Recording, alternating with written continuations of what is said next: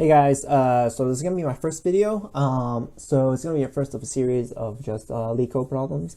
So I did see there was a lot of videos out there that were Leetcode, but they're either in Chinese or in Hindi or different languages. And I wanted, because this is pretty important, to just do problems for interviews now that the interview process is all going to be basically algorithmic questions. So this is going to be how you get into Google, Facebook, and companies like this. So our first problem is going to be Leetcode number 1, two-sum. So two-sum is it's a pretty simple question. This is really popular with Facebook. I had friends that were interviewing at Facebook and they got this question, so definitely know this one. So let's read the problem real quick. Given an array of integers, return indices of two numbers such that they add up to a specific target. You may assume that each input would have exactly one solution, and you may not use the same element twice. So it's so you given 2, 7, 11, 15. The target is 9. So basically you want to find if there's two numbers inside here that add up to 9. So we can try something. And then we return the indices. So I think the first solution that comes to mind is just basically try every single combination of it. So let's try that. So we're using Python right now. Whatever language is fine. I mean, we can do it in Java as well. But I think Python is fairly easy. So let's just do this. For I in range of length of nums, we're going to iterate through everything. So for j in range of length of from I to a length of nums, if the nums of I plus the nums of j is going to equal the target, then we return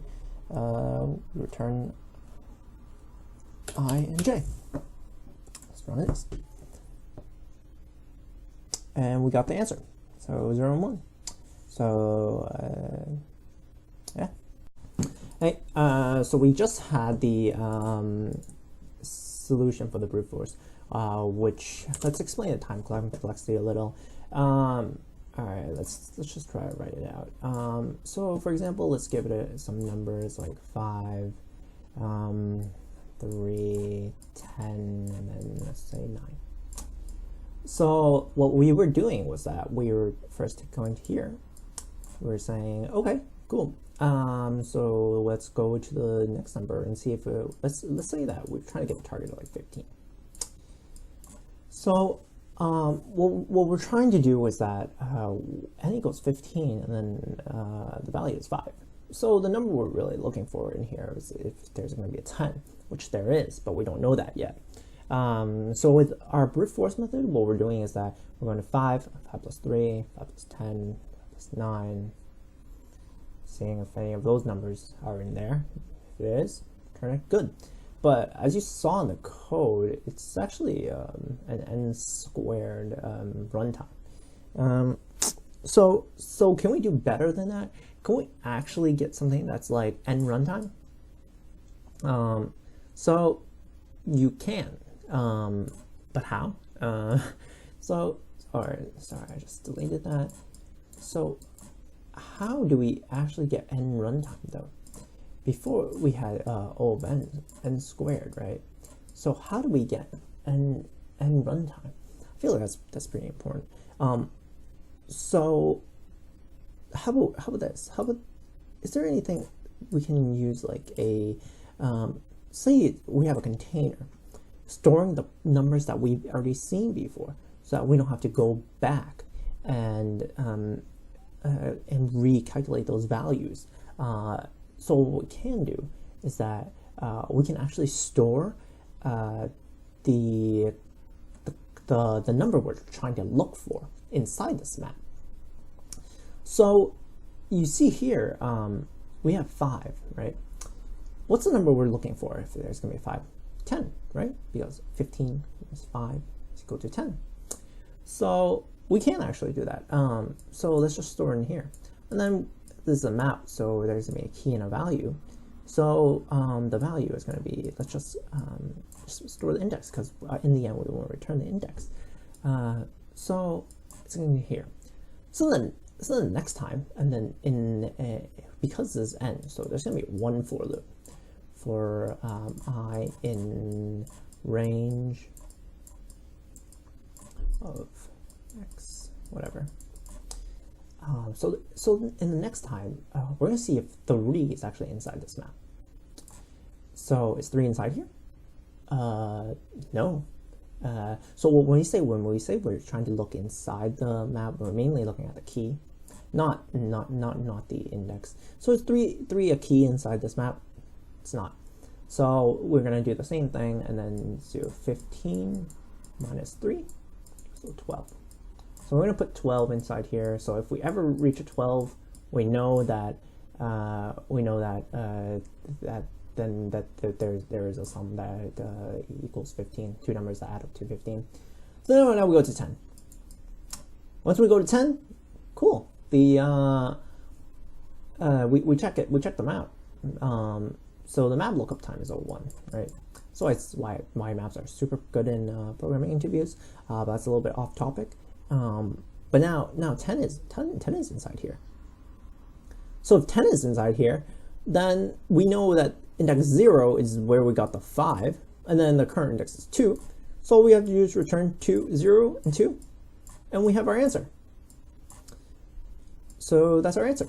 So that's actually the solution that we're gonna try to implement. So let me just code this up real quick. So we need a hash map. So in Python, it's called a dictionary, but it's the same thing as different languages. So you can also try this with different languages as well if you want to. So our first idea was that if the current number is inside our hash map, then that means we got the answer. But if it's not, we just add the other value. So if nums I is if it's not in the hash map, then we're gonna add it. We're gonna add the other number to it. So we're gonna add target minus nums I. We're gonna add it into, and we're gonna add the index inside here. But if it is, all we have to do is return nums I, actually hash map, and then return I, and that's it. So it's just a minute, and that's it. And then we got our answer. Yep. If we take a quick look, then we can find out that we did pretty good. All the 29 cases are passed. 81.99, better than that.